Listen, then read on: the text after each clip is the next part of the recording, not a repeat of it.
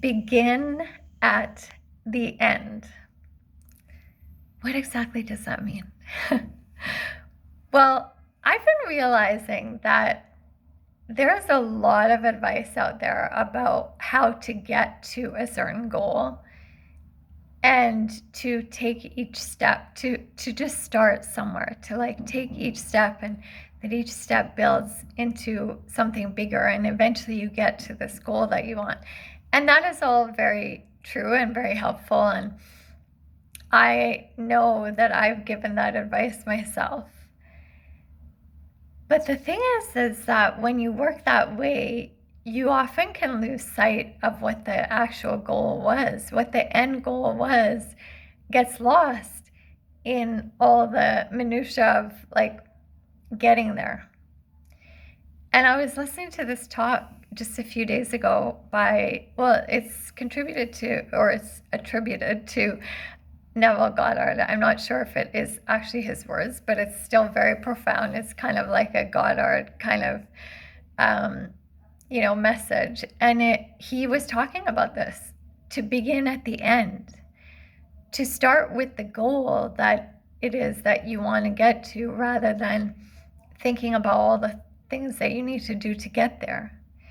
Now, you're probably thinking, well, this is kind of confusing, because obviously if I already could get there, I would do it, but I can't. So that's why I'm working on the little things to get there. But he was really emphasizing that oftentimes we don't actually believe in the end goal. So that's what makes us procrastinate or feel frustrated with the steps that lead up to it. But if we really embody the energy of what it would feel like and taste like and smell like and touch like to be at the end first, like to have that dream partner, to have the job that you've always been wanting, or to get that promotion, or to go to the city that you've always wanted to see, or maybe it's some goal in terms of like something like active that you want to win for, like some athletic competition or whatever it is. But to feel and imagine, what does it feel like to have that body that I need to have to be there, to already be there, like to start at the end instead of thinking about all the steps beforehand. And I realized that as much as this sounds out there, it has worked so many times in my life, and more recently I tried it again and it worked almost instantaneously.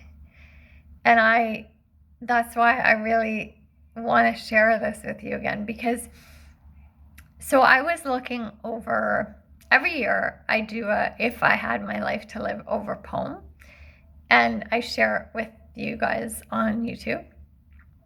And it consists of like what I would want the next year or my future to look like. And so it's like, if I had my life to live over, I'd be waking up to my dream partner, and we'd be making plans for like I don't know, vacation, or maybe we're off going to see like music shows, and or if I had my life to live over, I'm writing all these books and I'm sharing the inspiration that I've gathered, and I'm maybe in my sanctuary of like a apartment or home. And yeah, so I'm describing what, like, if I had my life to live over, what it would be like.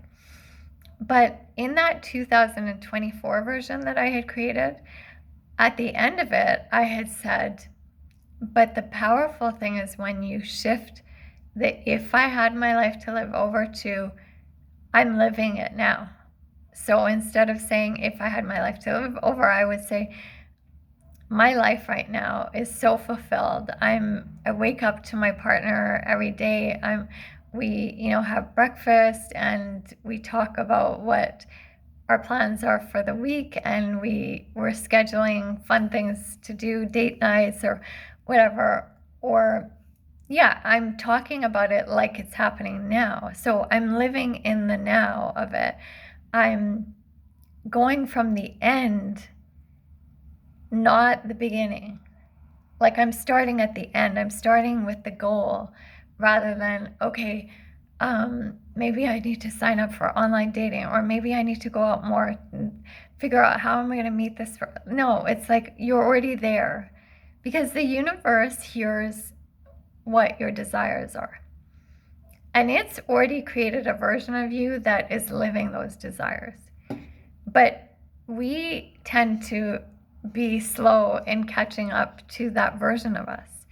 But in my mind, what this Neville Goddard idea about living or starting at the end tells us is that we don't need to burden ourselves with like all the steps to get there. We just sit in the energy of it's happening now, because there is a version of us that is living this now, and we need to connect with that version. Like we need to align with that version, and when we align with it, we ooze the energy and the like the little sparks that attract that into our lives. Like there's nothing left to happen except to bring that into our lives. And so what I started doing, like a couple of days ago, I started writing down as if the things that I'm wanting are happening now. Like I'm working on my second book or my fifth book or whatever. I've strengthened my legs and I'm dancing again, and maybe I'm out in another country that I've always wanted to see, and I'm writing about what it feels like and tastes like, and and it doesn't even have to be that big. It could be like smaller things, but I'm starting at the end. For me, a big thing is like I want to be in a safe, comfortable sanctuary of like a home that makes me feel warm and cozy, and that I feel protected and can rely on. And it's all encompassing because it brings me inspiration, and I can get excited to go back to it, and hopefully have that partner that I would like to share that with. So I started just writing, not caring how silly it sounded or how far away I think logically it would take to get that, or even if it's possible. I was like, no, forget that.